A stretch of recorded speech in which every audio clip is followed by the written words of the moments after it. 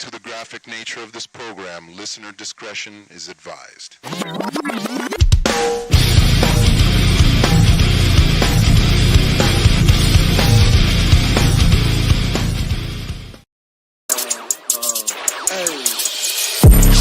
You using a BB. Look in the scope and I hit you from 300 yards in the face like it's easy. Jump in the motherfucking whip and we looking for trouble like we hit a loadout. Better run for your life, I'll be breaking you down like an angel and you getting smoked out. Your bitch really wanted to sing. Give me my Rado. And I'm moving, I'm out of that bitch. She died, I lead a pussy terminado. These rappers, they wanted they hype. Back and remember when they didn't write.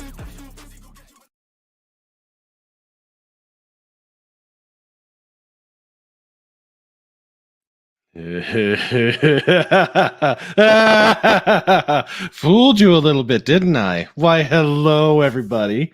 It is the Anime Guy, and welcome to another special edition of I Love the 80s Anime Edition.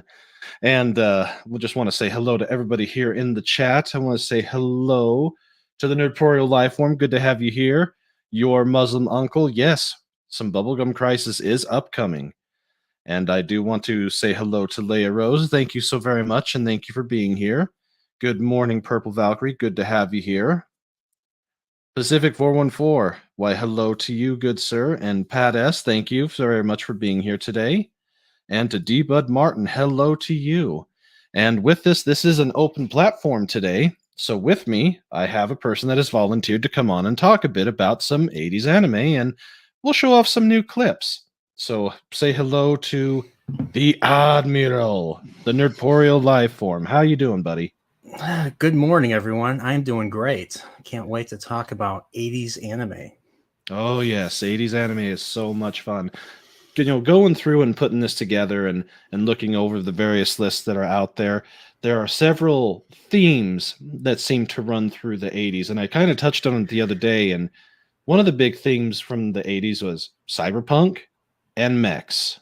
And that seems to be quite widespread with that. So what's some of your favorite 80s anime that you've seen that you would say to everybody absolutely without hesitation go and see?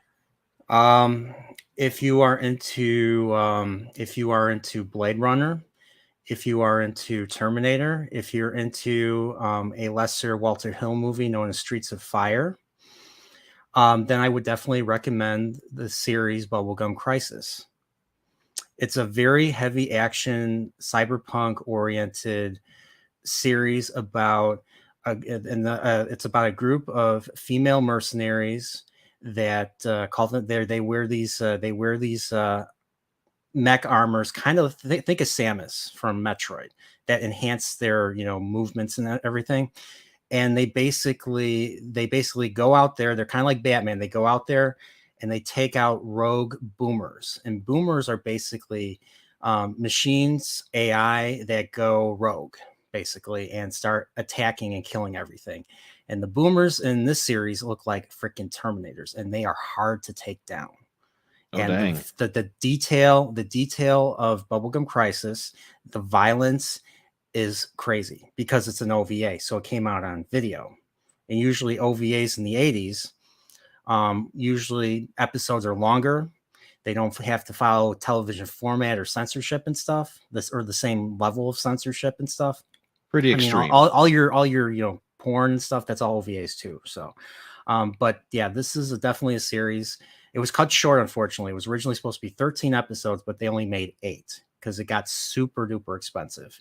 But the 8 episodes that you see are out of this world. And the music, oh my gosh, the music, every episode has its own pop songs, and some of them are derivative of other pop songs from either United States or other countries, but they are so memorable. Like there's one song I really like, it's called Mad Machine, and it's just the coolest song ever. It's the opening of episode 2. And so most excellent. That's yes. That's one that I've got to watch for this weekend, and actually that's one that's going to be talked upon in more detail this weekend. So before we go a little further, I want to say hello to a few more people that have shown up. Hello, the lovely Sherry. Good to have you here. And I think I missed you, but hello, D. Bud Martin. Thank you so very much for being here. Please be sure to like and to get this shared and to tell everybody to come on in and say hello. And if anybody else wishes to join in, definitely click on the link that's on the community tab. Now, I got I started having a little fun last night and created a few more clips. And let's see what. Let me ask you this: have you ever heard of or seen or read Mad Bull 34? I have not. Okay. Mad Bull 34 is a very late 80s, early 90s buddy cop show set in New York City. And it's an interesting take on how the Japanese viewed New York City during the bad times, the bad old days. But there's parts of it 70s? that are hilarious. But it's only a 4-episode OVA. The manga is, of course, longer. And since it's an OVA, it's very, as you put it, it avoids a lot of the censorship issues and other things that happen when they get broadcast on Japanese TV or broadcast here. But there was one clip from it that I think is kind of funny and shows off the good cop, bad cop mentality. Listen, you sad shit fuck. We know you've been pushing drugs around the neighborhood. Tell us who your suppliers are. I'll break your fucking neck, dickweed. Tell us. Hey, Sleepy, take it easy, will ya? Hey, listen. Things will go a lot easier for you if you tell us. Okay. Tell you what, I'll cut you a deal. I'll tell you for a fuck. Hey, you cocksucker, don't use your filthy fucking talk with her. Watch your fucking mouth. Hey, chill out, will you? I've not seen that. That's awesome. Oh yeah, the big cop is Sleepy. At least that's what his friends know him by. And then the other cop is a fresh-faced, supposedly 18-year-old Japanese American kid who joins the NYPD and gets partnered up with them. And that's when all hell breaks loose. And I've checked the body count.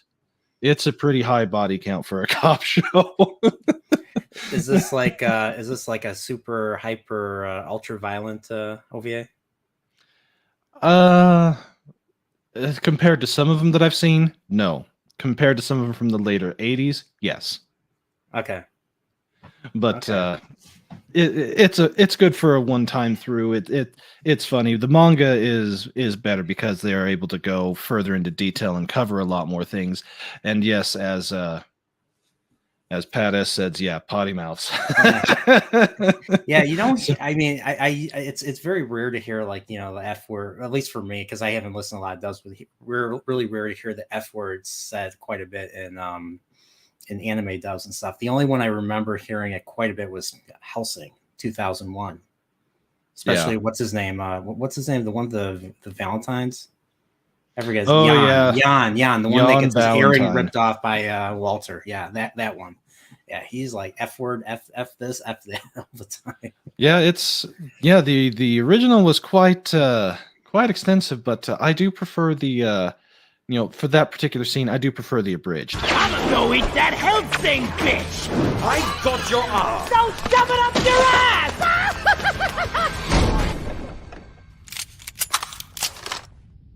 Well, that's not fair at all. I'm sorry. We don't give a fuck.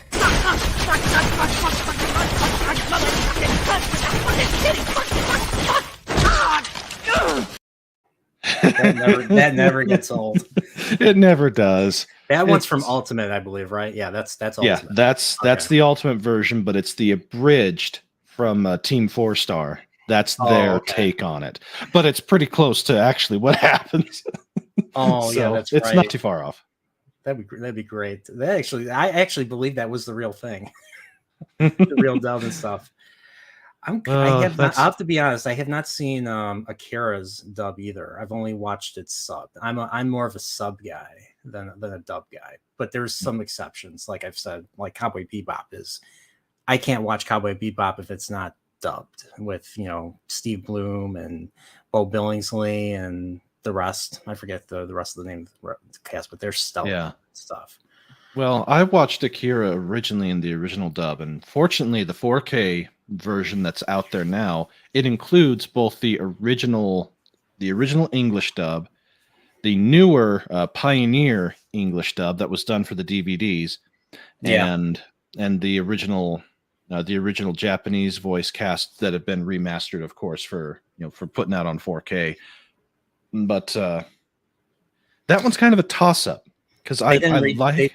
They didn't redub it again, did they, for Blu-ray or something? No, they used as I said, they have the original dub from '88 or from the early '90s. Then they have the Pioneer dub.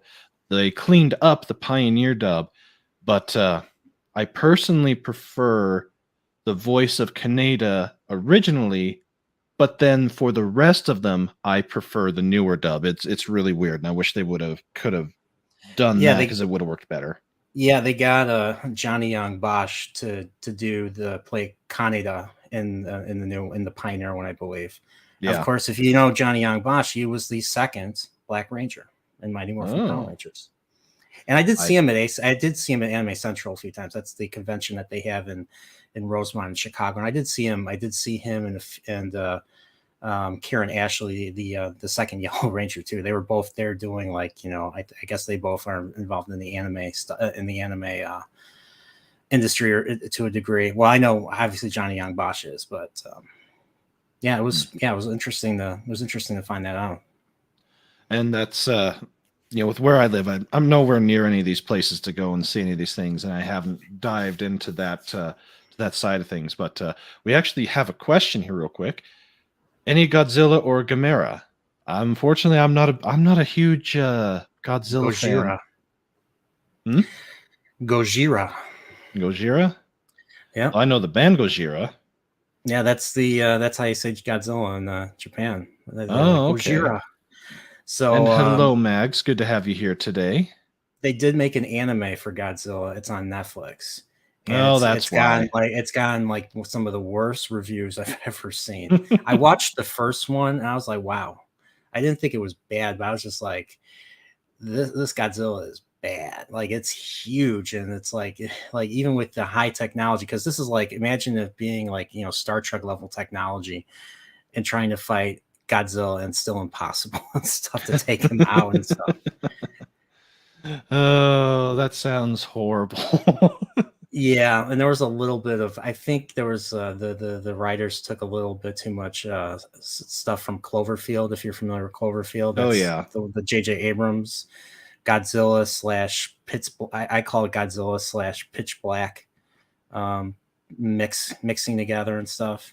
Yeah, literally mixed together with that shaky cam. Yeah, I've seen it. I liked it, but the further I've gone away from it, I'm like, I have no intention of seeing it again.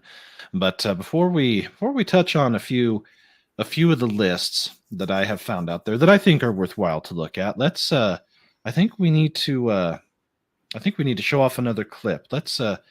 Let me show you a little something else from Mad Bull 34. Now, I give fair warning to everybody. This clip and this whole thing is on YouTube, so it is YouTube approved. So you cannot come back to me and say, what the hell were you thinking? So here we go.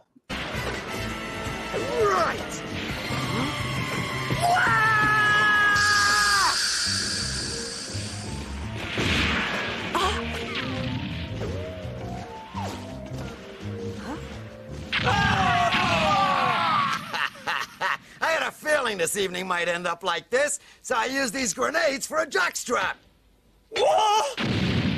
Give me one.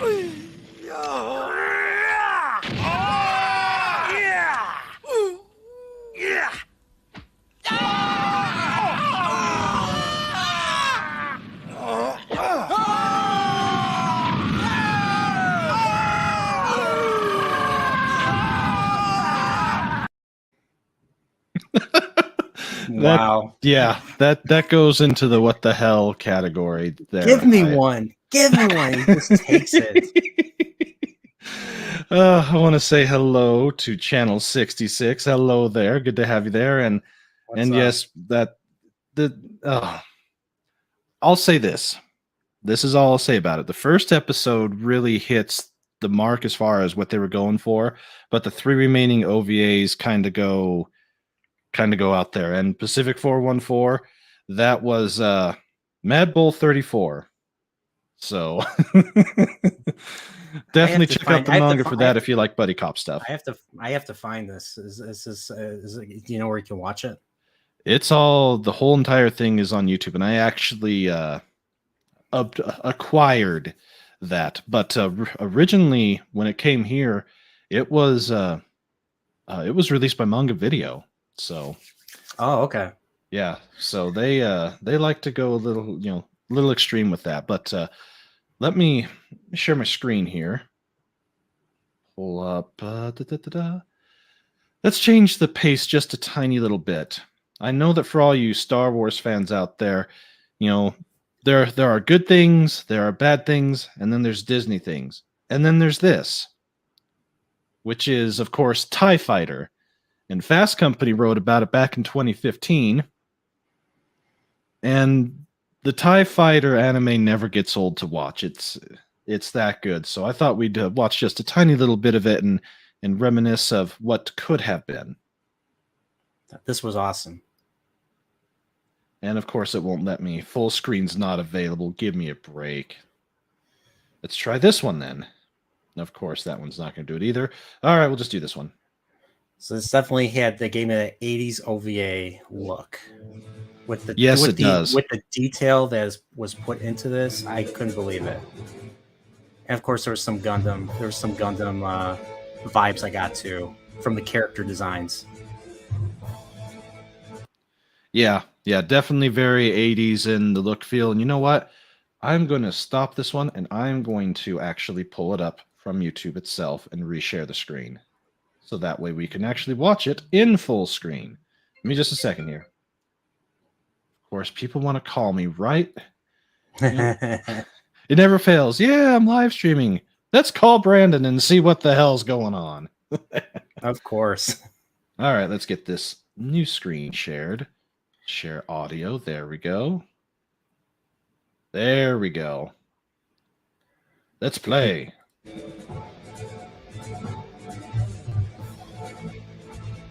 Yeah, just the sheer detail on this, just on the probe droid. Yeah. This is exactly what Star Wars needs. And this is what I was hoping that Visions would have been, but I haven't watched Visions. Visions doesn't really measure up to this.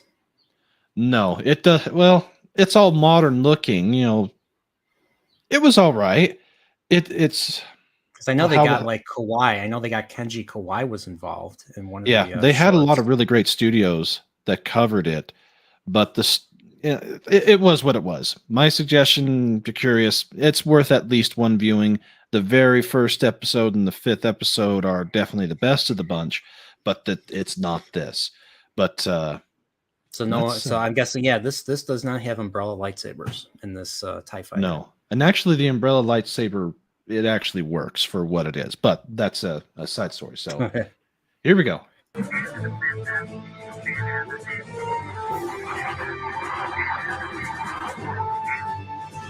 The probe droid communicates with the Imperial fleet.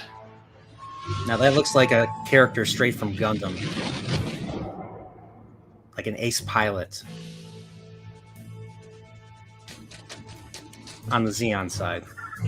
Ah.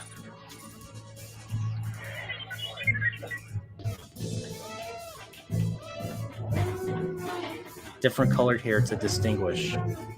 Yep. But yeah, this TIE Fighter. Holy crap, look at this.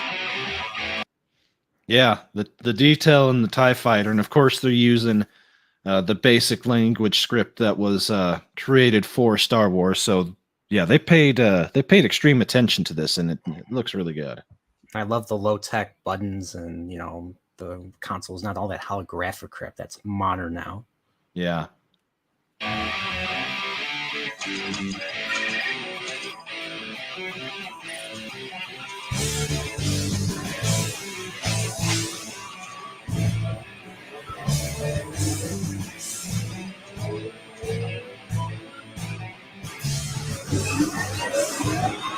Wow.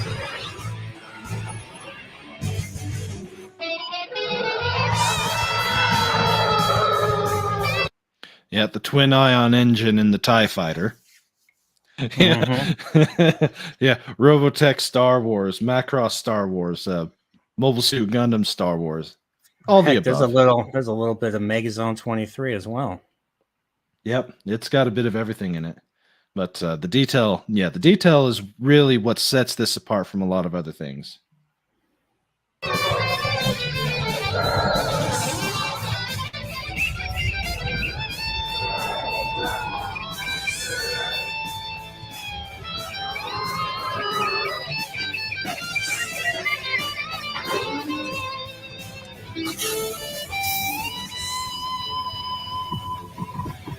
You rebel scum, you're going down. And I liked how that one pilot that just put on the helmet, he kind of came off as the typical Gundam or typical mecha anime cocky pilot, you know, that just like goes out there, sometimes gets killed, sometimes does not get killed, but is usually, you know, usually the brunt of a lot of the jokes in the show. Yeah, very true.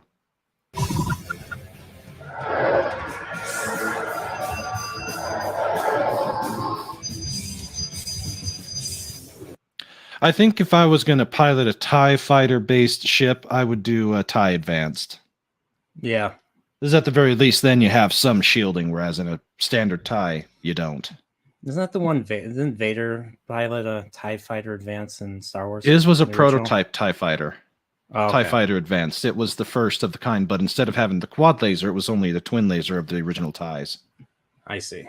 Plus, his had a hyperdrive unit, whereas the TIEs, they don't. And I don't think that...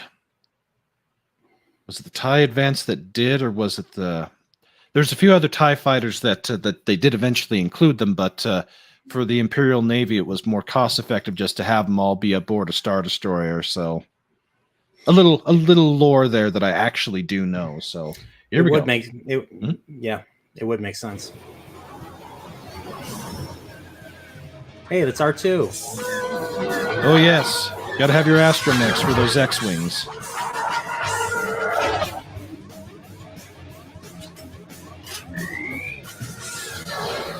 Come on, let's show the Academy's best and finest.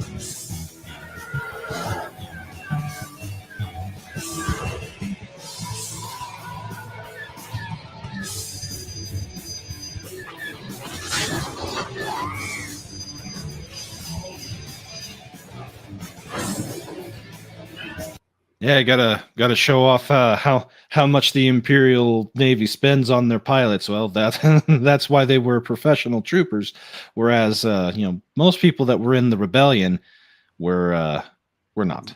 Were enlistees usually. Yep, they were.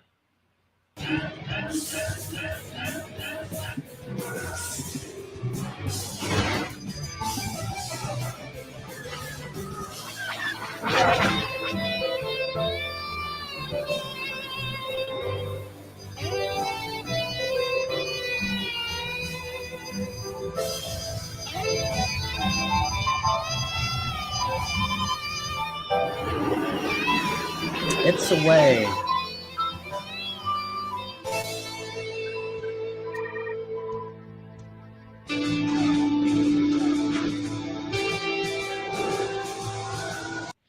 Yeah, that particular type of Star Destroyer had the ability to pull ships out of hyperspace.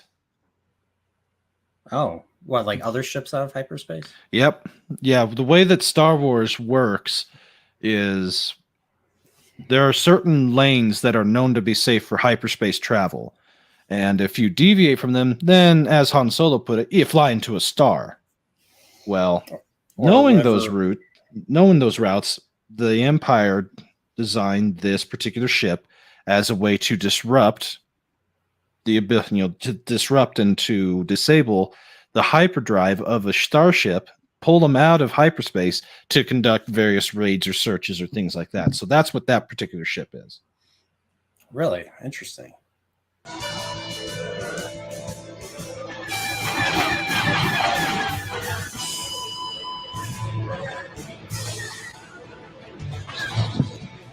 Blockade runner.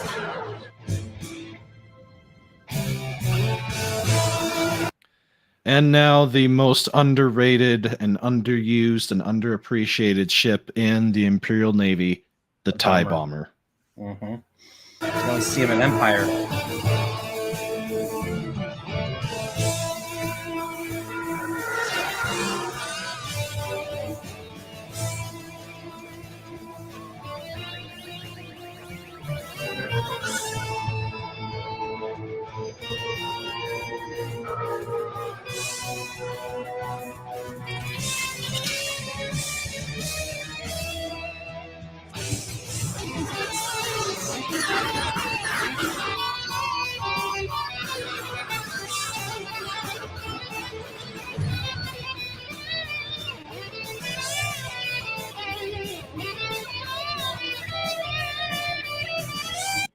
Yeah, a fully loaded TIE bomber could take out capital class ships.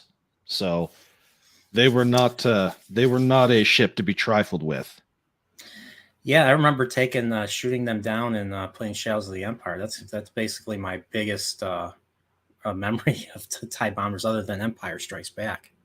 Well, in the old game TIE Fighter, you get to use them. You get to fly them all, including a Lambda shuttle that's equipped for assault. And there was one other TIE Fighter that came out with that was 3-winged instead of the 2 that you see on the TIE Fighter for their solar panels. It was 3, and it was it had 6 turbo lasers on it. Oh, yeah, it was a fierce, definitely a great ship.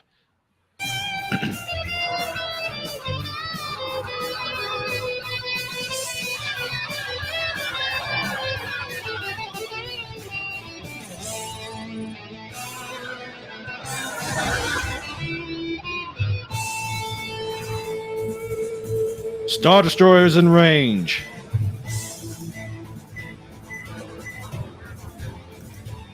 We've got them now.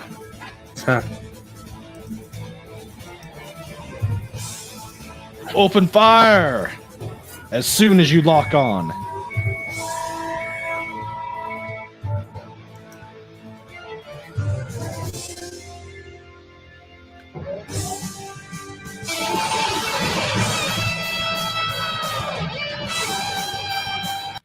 Now, this is definitely extremely 80s. If you watch any 80s space shows or any combat out there, this style is exactly how they do it for massive ship-to-ship combat. So very, like very accurate Heroes. representation. What was that? Yeah, just kind of like Gundam and Legend of the Galactic Heroes. Yep, exactly.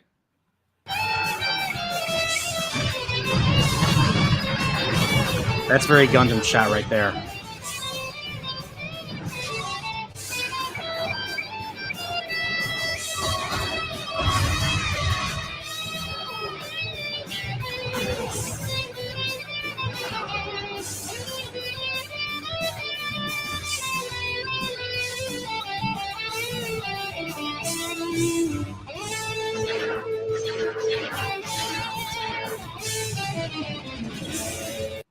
Now they turn loose the ion cannons to disable and keep them from getting away. Oh no.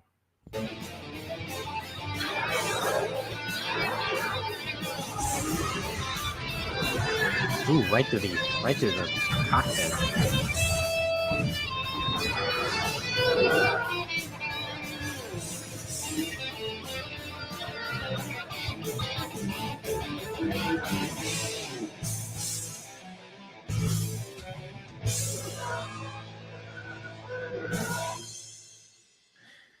The Imperial Navy, keeping the Empire safe, one engagement at a time. Something you'll never see in Disney stuff. You know, the No, Empire always has to unfortunately, be the brunt of the joke, the pesky, stupid villain and stuff. At least that's how I've come to see them and stuff. So We've got like, a few they're extra guests. Hold on a sec. Oh, Paul, how are you hey. doing? I'm Hi. good. How are you guys? Channel 66. Welcome. Hey, I'm on my phone, so my audio sounds like crap. So go ahead and kick me. Yeah, your audio does sound kind of bad. So You sound let's like see. an evil AI right now. Yeah. You're not here to take us out, are you? Not yet. Thank you. So how are you doing, Paul? What's new with you today? Oh, not much. I just thought I'd jump in on my lunch break, and I noticed you guys were watching that fan-made Star Wars anime clip. The TIE Fighter one, Which, yeah. yes, which, as much as I like Star Wars Visions, I wish we had gotten basically that as Star Wars Visions. Yes. Exactly. Well, there's one other that I found that's actually a few years older than that, and is more or less a trailer that was done for A New Hope. But you'll have to go back and watch the previous episode that I did, because I played it there. It's really good and it's very enjoyable. But yeah, it's been a fun day so far. You know, touching Nice. on inspirations and some 80s anime and some weirdness of it. And now that we're back into it, I also want to say hello to Douglas Oberg. Hello there. I'm glad that you're able to make it here while you work. And I think it's time for another 80s anime clip. And this one I'm going to do is called Police Brutality. I'm yours! You bastards called in my mom! How could you possibly know how I feel? Where's our money, getaway car, and lunches? If you don't get him over here, I'll blow this guy's head off. We can't meet such unreasonable demands! We'll blow him away! I mean it! We'll shoot! Hey, you bastard!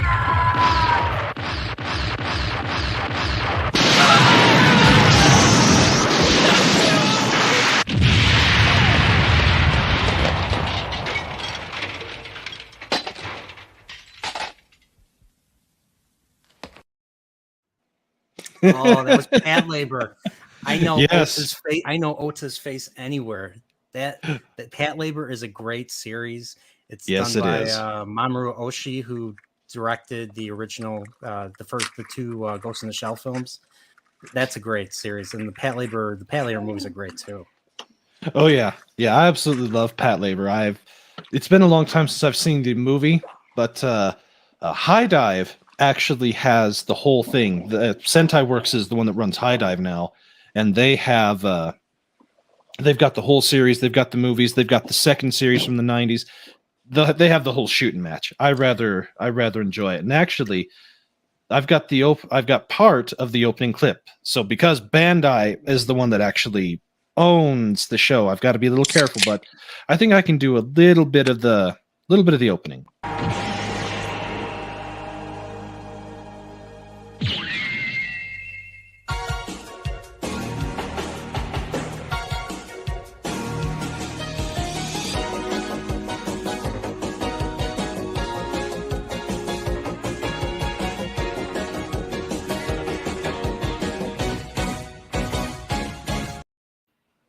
Oh, I've been listening to this song for years. Yes, I've had it on my iPod since like 2010. I own the Blu-ray. I own the whole collection. Pat Labor. Ooh. It's funny. I couldn't hear a word of that clip because for whatever reason, StreamYard on mobile isn't sharing it. But all I was thinking was, this is such a clone of RoboCop. Kinda. In some aspects, they do share a lot of the same ideas and DNA. Let's see. Pat S in the chat says, "Can confirm Master Paul's real name." Yeah, because I got my name tag on for work. It is confirmed. You have doxed yourself. No. But I do want to say this: when it goes to 80s anime and the songs that they did for them, they have a lot of similarities. Almost all of them have almost that same beat, use the same type of synthesizers. It's good. And I know, Paul, you won't be able to hear this, but here's another example of similar beat, similar running? style. Why is there a panda running?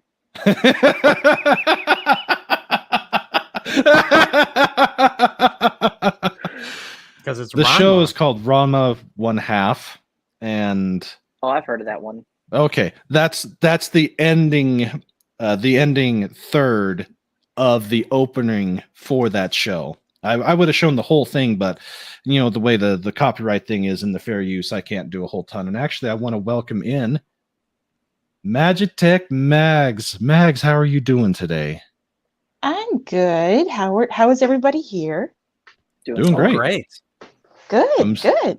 so glad to have you here today. And Mags is, well, about a year of known each other from various places that we go around on the YouTubes and the YouTube sphere. And she's got her own channel coming up here soon.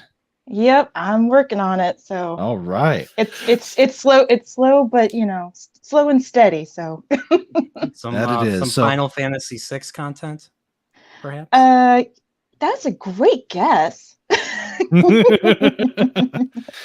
just thought of it. I don't know why. Yeah. Yeah. Well, the Magitech writing lady, that's for sure. I mean, that's not gonna be my main focus, but that's just my favorite game of all time. So is your I just avatar figured supposed to be Terra? Yes, exactly. Okay. All right. She's transforming into her Esper form. So Yep. Oh Yep. yes. Here's I what I'll say wish about. I knew what you guys were talking about because I've never played a Final Fantasy game. What? All right, Paul. This is on your list now, just like the movies. At the very least, if you're going to play an original pixelated Final Fantasy game, you got to play Final Fantasy VI, the Pixel Perfect Remaster. It is so worth your time, and you can get it either on mobile or on Steam. And the best part is, since it's an older game, it does not require a ton of horsepower to run, so you could do that. And it'll suck away 50 hours of your life at the very least, but it is so worth it. Yeah, it's got the greatest. It's got some of the greatest characters and some of the greatest character arcs. And I think I might be wrong, but I think every character is justified. All 14. There's 14 characters that you play as in Final Fantasy VI, and they're all justified, in my opinion. And I will say this is probably there are so many characters in this game, but yet every character has their own development and their own arc and their own unique personality, and it's so well done. So exactly, it is extremely well done. Everybody gets their part. Everybody plays their role. Plus, the gentleman that did all the base artwork for all the original Final Fantasy games 1 through 6 also did the base artwork for the manga Vampire Hunter D. Mr. Amano himself. Yes. And with that's a very unique style. Like I have not seen that style anywhere else. Yeah, nobody else does that like he does. It's like nobody else does the style that was done in Akira. There's just certain animators that just have their way that only they do, and nobody else even attempts to try and copy it. But like same with Toriyama, also with Toriyama and the guy that did Monster. I can't think of his name, but the guy that did the manga Monster, which is great. The anime is great too. Yes. If you like thrillers. Oh yeah. Germany. Okay. I want to welcome back your Muslim uncle. Salam to you, good sir. And I think you'll enjoy the replay of this once you do get to start the replay side of it. Let's see here. There was a new clip. Oh, I'm sorry, Max. Go ahead. I was just going to say hey to your Muslim uncle. And actually, I did create a whole new. I've got a few more new clips to show. This one I affectionately call a real vampire. Oh, yes. I love you, Edward. And I love you, Bella. Hold on. Who is it? Oh, you know.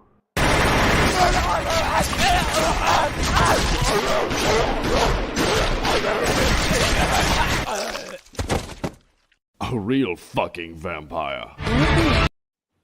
Who did that? Who did that? That's hilarious. Again, I wish I could hear it.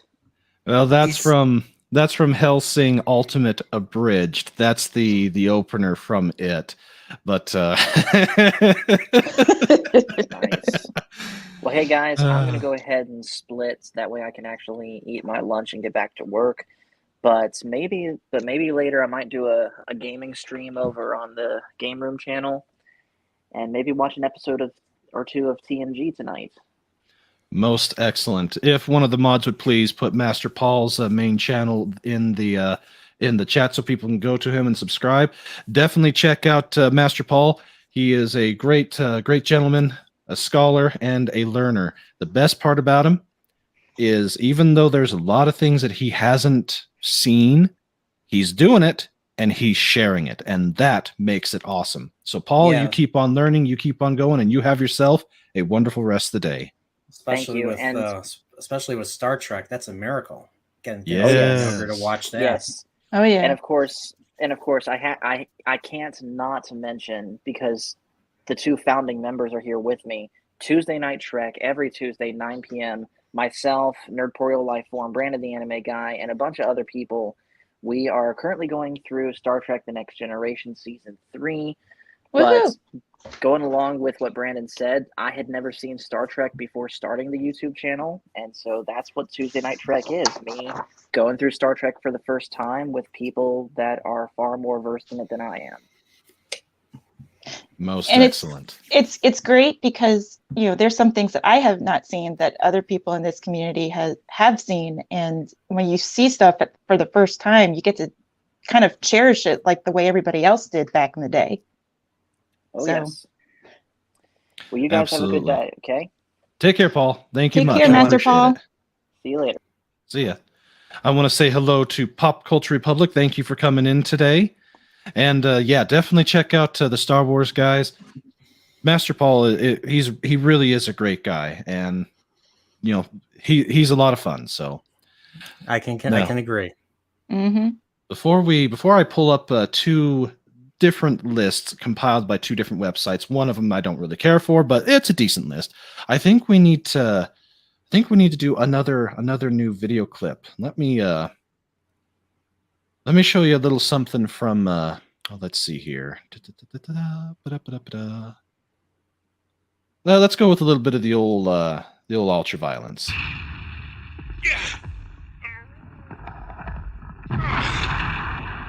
First you suffer, then you die. Nice and slow. You hear me? Cause when I fight, it's always to the death. That's right. In fact, you're already dead. Is that so?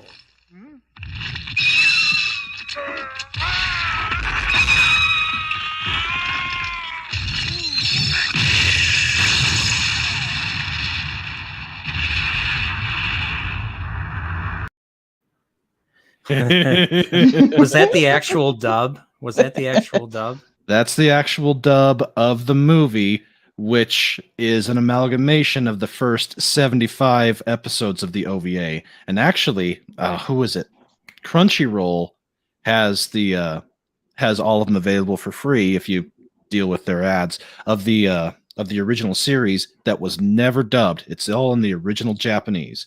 The only complaint I have about it is the voice actor that they have for Bat is definitely not my favorite. I prefer the English one, but everybody else, awesome. So good. And it's easy enough to follow. So even somebody like me, doesn't have the best eyes anymore, I can follow it well enough. And it's great. It's worth your time. I have a confession to make. I've seen Fist of the North Star, mainly subbed Japanese and stuff, and the way he says you're already dead, the Japanese version, he says it a lot more coldly, a lot more chillingly. And I always thought that was freaking awesome. The way he just said it here, maybe it's because of the movie dub, who knows, but he's like, oh, you're already dead. I'm like, okay. Oh yes, you're already dead. You're already dead. Like, and those... there's no way you're gonna live with this one. yeah, you're not walking away from that one. And low spec, I'll tell you this right now. What? You will love, at the very least, Final Fantasy VI and Final Fantasy IV. Those are the two that were released here in the US on the Super Nintendo. The other ones were all they've only been localized within the past 25 years, starting with the PlayStation 1 releases. Yeah, but I think you would enjoy them.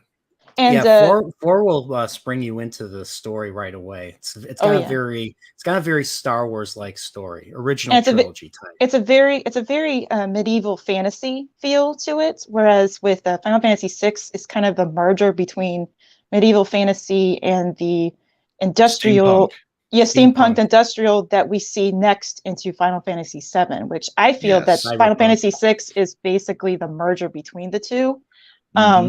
Ideals of the Final Fantasies from 1 through 6 to the next generation of Final Fantasy.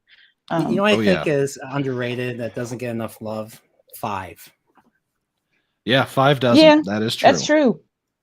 But then again, it was never localized here to begin with. No, that's true. No. 5 has a great. I think 5 has a great soundtrack. It's not quite as iconic as 4's. But I was listening to it the other day, and it's just I listened to a rearranged version of it, and it's just amazing. But that game takes time to build. 5 and 6 take time to build to its main story, to its villain. Right. So. And when 4 and 6 were localized here, they were actually 4 was actually 2, and 6 was actually 3. So I know it's a little confusing.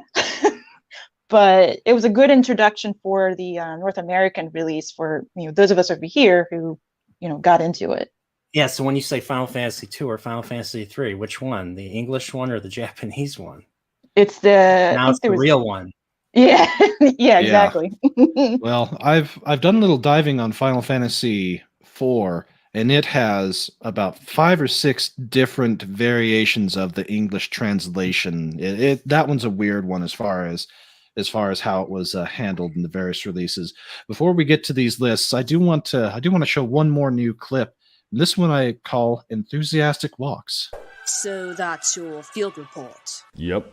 You went on a walk through the forest at midnight. Yep. You killed a homicidal vampire priest. Dead.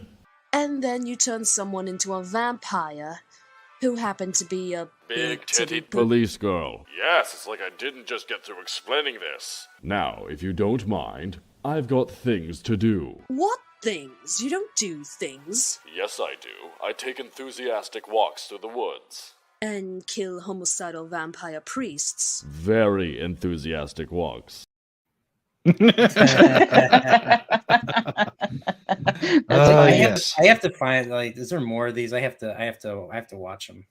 Team 4-Star, they have the whole entire Hellsing Ultimate abridged on their site, and they do a bunch of other ones. The most recent ones that they were doing, I think, was JoJo's Bizarre Adventure. I know they've got a Dragon Ball Z abridged, and a few others. But okay, I think I've seen Dragon Ball Z abridged. Okay, I know what you're talking about. This list I found is from a website called The Rockle. I've never heard of them before, but they compiled this back in last updated in 2021, so fairly recent, of the best anime of the 80s that everyone should watch. First on their list is Wicked City, which, if you know, it speaks for itself. I have not seen that one.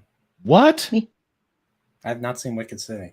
I've never seen that either. That's a movie, right? I think that's a movie. It is an OVA movie, and it's different.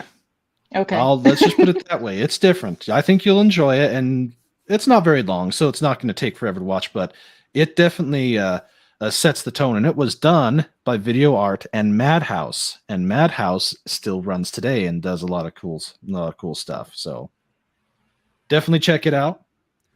And of course, there's your Mobile Suit Zeta Gundam. It's actually my favorite Gundam show. It's probably the darkest of all the Gundam shows, because Mr. Tomino is not a fan of doing sequels to his own works and stuff. So he was pretty depressed working on this one as well. So, but it's like George Lucas says, certain things happen in the show that kind of rhyme with what happened in the original Mobile Suit Gundam. So this is actually a direct sequel to the original Mobile Suit Gundam. I think the movie's not the original show. Yeah, and then next on their list is Captain Tsubasa. Yeah. From reading it, it's a story about a kid who wants to join the Japanese soccer team, the the national soccer team to go and play in the World Cup.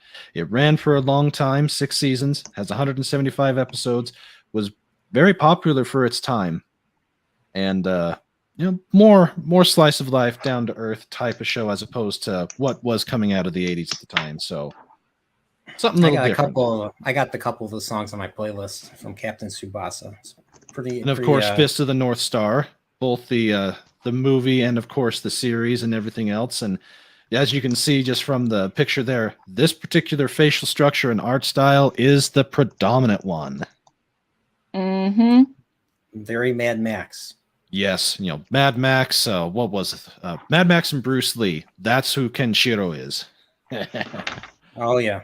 Then there's Grave of the Fireflies, which is Studio Ghibli, one of their best, and definitely one that pulls at the heartstrings. So yeah, this is probably the best non Hayao Miyazaki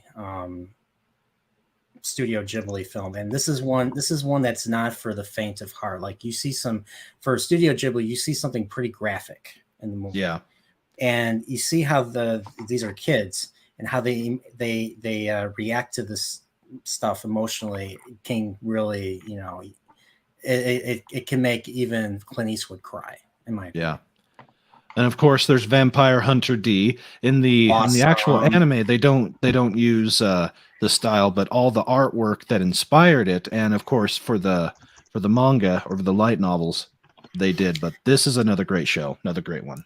Oh, I mean, there's like a series of this is based off of a series of light novels, I believe. Yep, they've only 29 volumes.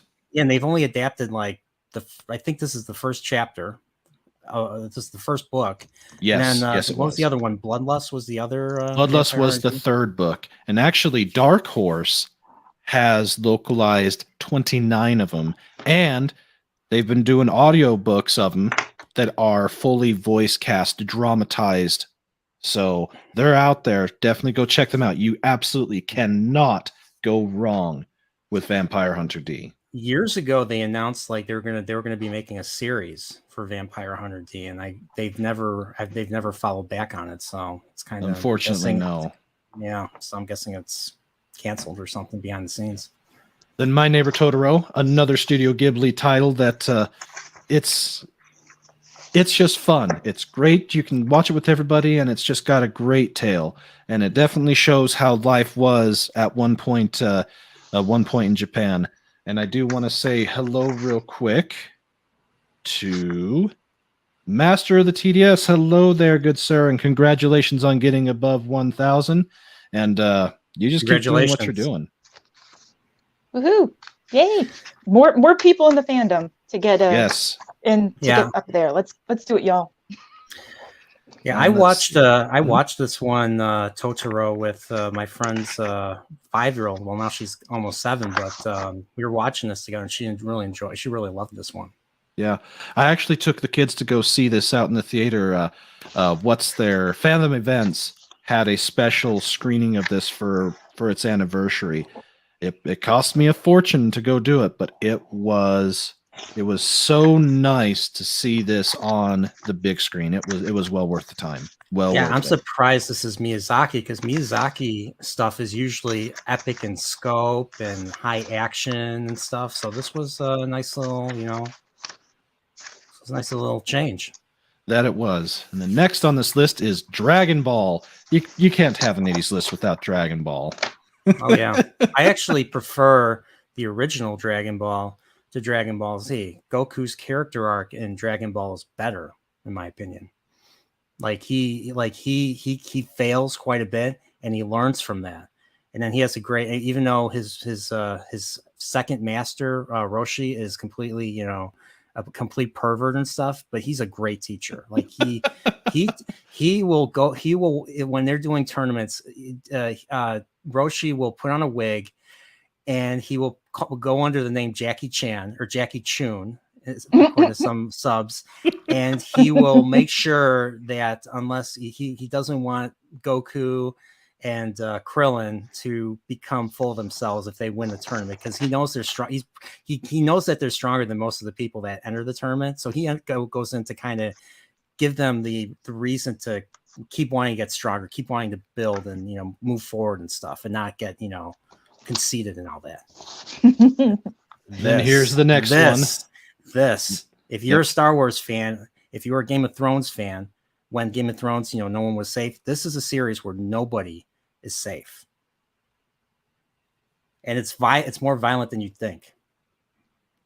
Yes, it is. This is the one anime that I keep seeing that says if you know it, then you're an anime snob. Yeah, this is based off of a book series by Dr. Yoshiki Tanaka. So there's a lot of dialogue. This is only subbed. There's a lot of reading. So when you're watching the series, it's like you're reading a book, kind of. So there's a lot of politics. There's a lot. This is told like a historical chronicle. So there's a lot of politics and stuff. Even though it's a historical chronicle, this takes place in like the 35th century. So this unlike the new Star Trek shows, this I could believe takes place in the 35th century. Yeah, and this one always seems to appear very high on lists, whether it's 80s lists or overall lists. It's up there. It's highly regarded. It's 110 episodes, 4 seasons. It is available on High Dive, but as you put it, it's not. It's only available subtitled. So get your reading glasses out and enjoy that one.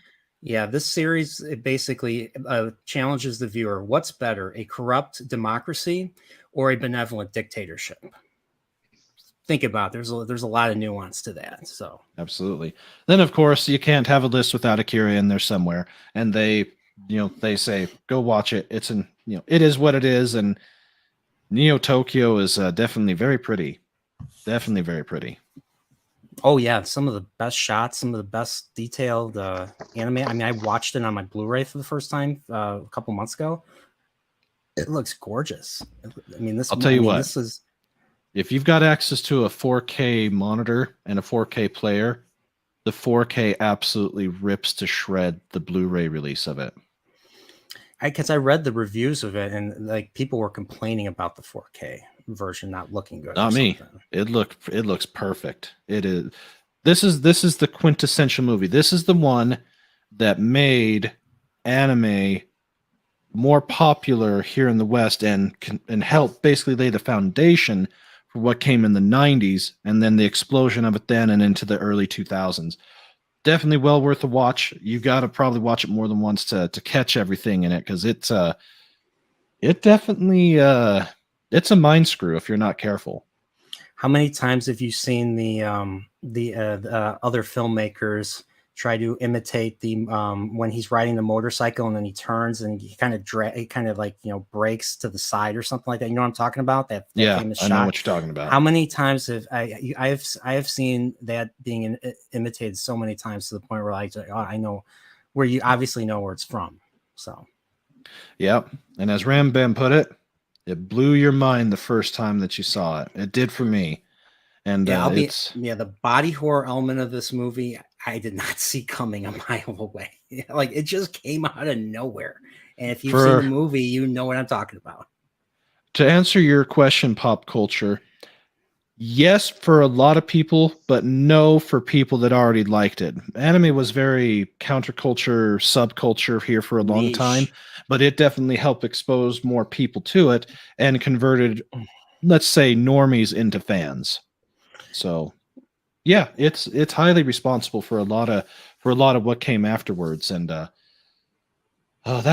was a good list. And I do want to share one more list. And I know pushing up against my time, but this list, it's interesting how you get writers from two different companies come up with completely different lists. Now, I don't really care for CBR, but I thought this list was pretty good. So, on this guy's list, published back in 2020 by Richie, I can never pronounce those names right with the N in front, so I'm not even going to try.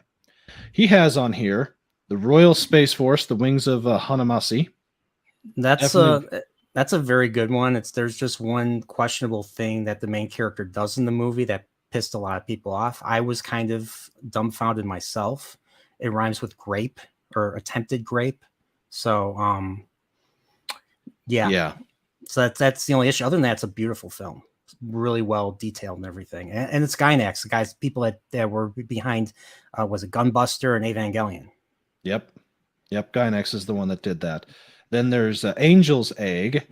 This one's kind of a forgotten gem, but as it says here, released in '85 by Marumo Oshii, who did, and the art is designed by Amano.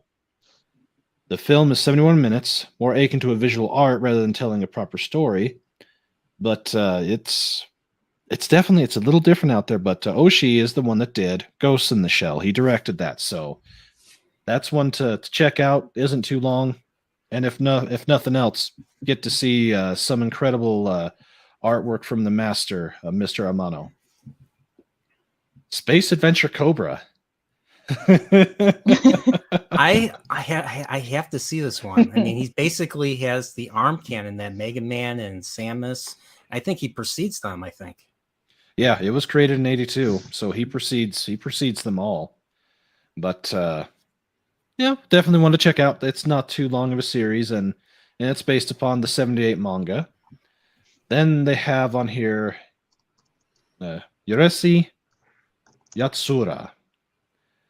Produced by Kitty Films, running from '81 to '86. Stars Ataru Moroboshi as a perverted high schooler who was chosen by the alien race known as the Oni to participate in their game. Oh, that's always fun. Oh, yeah. And of course, the series that I just started, Ranma 1/2. It's Takanashi. Now, most anime, the most prolific anime, is typically done by men. Ranma 1/2 is done by Rumiko Takanashi. She is the most prolific female animator and creator in this particular art form. She did this show, and she also did Inuyasha. So if you're looking for something that's got a more I a thought I female recognized bent. the artwork there from Inuyasha. Yep. Yeah, very similar. But the basis of this show is you got 16-year-old kid who is trained pretty much from birth to be a grandmaster martial artist, and him and his father have issues and they curse themselves. And basically, when Ranma is splashed with cold water, he turns into a woman, and when he's splashed with hot water, he turns back to himself. It's silly, it's funny, it's fun, and speaking of, I think I'll show off just a little bit more of what I'm talking about here. Yeah, get splashed, changes. Can I comment on a comment from Rambam 3000? Yes. He says, which one? I don't want. They say, see, anime had trans representation before it was cool. I remember watching Sailor Moon season 1. I watched as a kid, and one of the villains I thought was a woman, because they gave a female a voice actress to do it. But then I watched the actual show sub, and it was a man's voice, and I realized the character was a guy.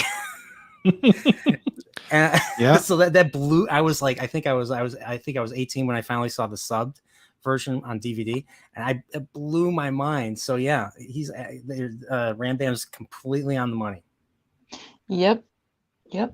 Sailor Moon was there too. So yeah, and the character I'm talking about is Zoocyte. Oh, I remember. One of the generals of Queen Beryl. Yep, I know Yep. these things. Yep. And now moving on to back into the mech realm, Patlabor the movie, based on manga created by Masami Yuki.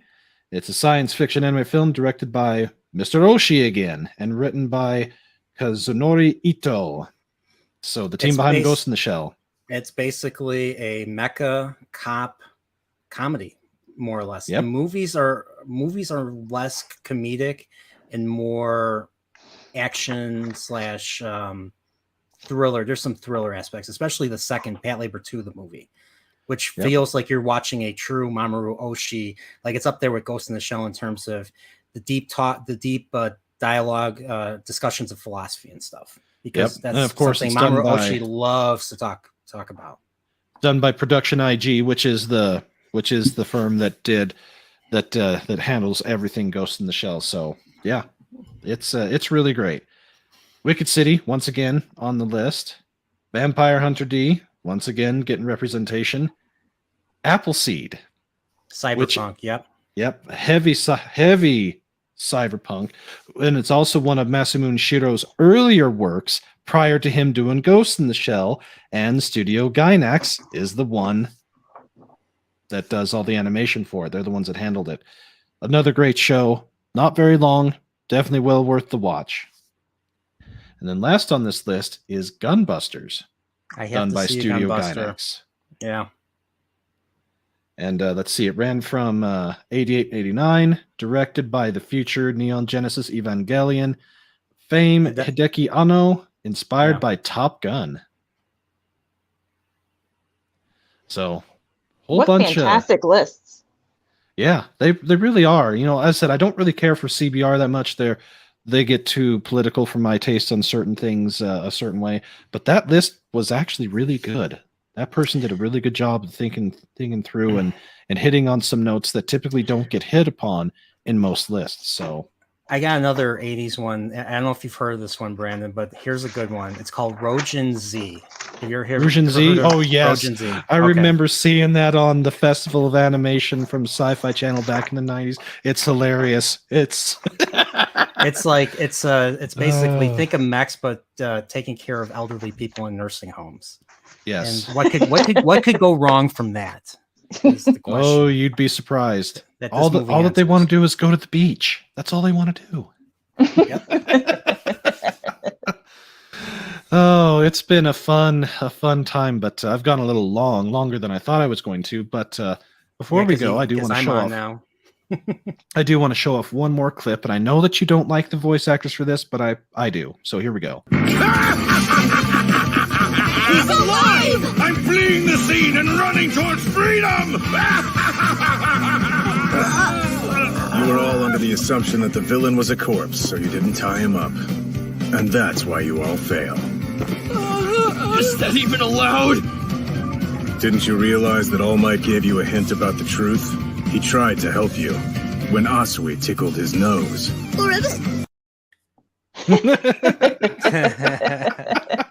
That's funny. I have to see My Hero Academia. Yeah, My Hero is so much fun. And actually, I saw something last night from your Muslim uncle who said he started watching it, and because of his nephew and because of the last month being My Hero Academia month, he decided to take it, and he said he's absolutely enamored with it. One of the best that he's ever seen. So it's definitely well worth your time. Subtitled, English dub, doesn't matter. Either way, you can't go wrong. I need to catch up on that one. I know I need to catch up on some of the latest episodes of Black Clover, and I've seen all of Fairy Tale, I think. But all right. Well, I would love to stick around and do this, but I do have to get back to work here. So real quick, let's start with you, Nerporial. What have you got going on, and where can we find you? Okay. Well, my channel is called the Nerporial Lifeform. I'm just aware that calls or thinks he's an admiral and stuff. I am so two things are going on today. So I am premiering my part 2 of my Mario RPG retrospective. So that should be 6 p.m. and then 8:30 is me, Salty Texas C, Max Von Priestley, The Underground. We're going to be talking about the movie Aliens. It's a movie not a lot of people have heard of. It's about, space marines going in and wiping out a bunch of evil aliens, and it's a lot of fun. And it's awesome. And it's James Cameron. So come on by 8:30 and check it out if you can make it. Absolutely. And I do want to say hello to Bone. Good to have you here at the very end. Definitely check out the replay. And Mags, where can we find you? What do you normally do at the moment? Well, I don't have anything yet. Slowly, building everything up. I need to get myself a monitor and such to make it easier to do any kind of live streaming going forward. But But you can check me out, subscribe. I don't have anything there yet for anybody to enjoy, but it's Magic Tech Mags. But usually you can see me around in the chats and modding and wrenching and, you know, blasting those bots away. So that's right. Bot Smasher. Bot Smasher Mags. That's who you are. And of course, I'm the anime guy, and you know, this was fun doing this during the week. You know, it's something that I was tinkering with, thinking about doing, and I'm glad I did it at least for this week. I do plan on doing video releases, try to do them 3 times a week, Monday, Wednesday, Friday, sometime between 8 and 9 Mountain Time. And, you know, any type of content recommendations, shows that you want me to check out, reviews or that, anybody, please hit me up. I'm available on Twitter. Of course, I'm available here. Please be sure to leave a comment. The comments are really important. They can help push the algorithm to pick you up. So definitely, once this is done, please be sure to leave be sure to leave the like, be sure to leave a comment, share it if you get a second, rewatch it. And before we go, though, I do want to do one more clip, and then we're going to leave with a clip. So this clip I just also put together. It's called New Guns. What do you want? What? What do I need to give you to keep you down here for the evening? I'm going to need a new gun. Also one for the police girl. But I already have a gun. Give that bitch a cannon. Bitches love cannons. Anything else? A 70-inch plasma widescreen TV. Really? With Netflix. Should it also be 3D? No, that's a stupid fucking gimmick and everyone knows it.